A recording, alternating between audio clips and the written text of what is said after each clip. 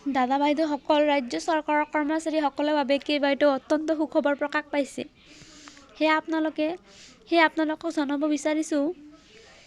কৰ্মচাৰীসকলৰ fitment factor এইবাৰ কিমান হ'ব?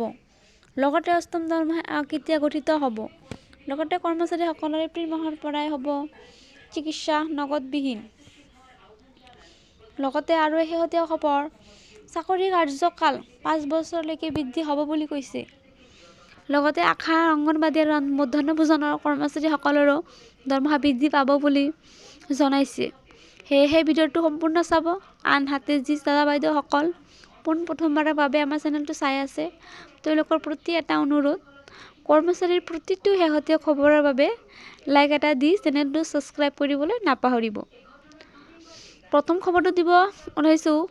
বিত্ত বিভাগৰ পূৰ্ব ছেক্ৰেটাৰী সুভাষ চন্দ্ৰ গাৰ্গে জনাইছে যে কৰ্মচাৰীসকলৰ এইবাৰ ফিটমেণ্ট ফেক্টৰ 1.92 আৰু 2.8ৰ ভিতৰতে থাকিব বুলি কৈছে।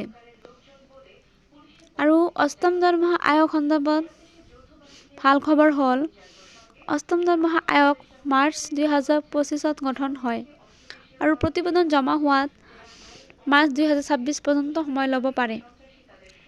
সপ্তম দৰমহা আয়োগ ডিচেম্বৰ 2025ত শেষ হ'ব। সেয়েহে 2026ৰ জানুৱাৰী মাহৰ পৰা অষ্টম দৰমহা আয়োগৰ প্ৰৱৰ্তন হ'ব লাগে বুলি কৈছে।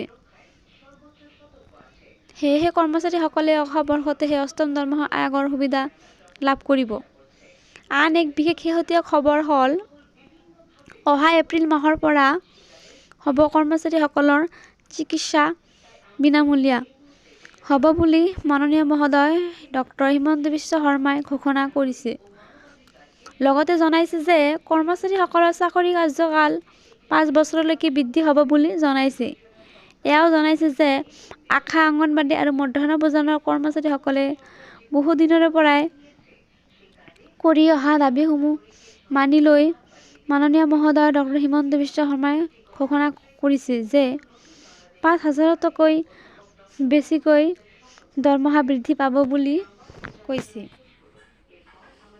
তো ভিডিঅ'টো ইমানেই আছিল। সেয়েহে কৰ্মচাৰীৰ প্ৰতিটো শেহতীয়া খবৰৰ বাবে লাইক এটা দি চেনেলটো ছাবস্ক্ৰাইব কৰিবলৈ নাপাহৰিব। ভিডিঅ'টো চোৱাৰ বাবে ধন্যবাদ।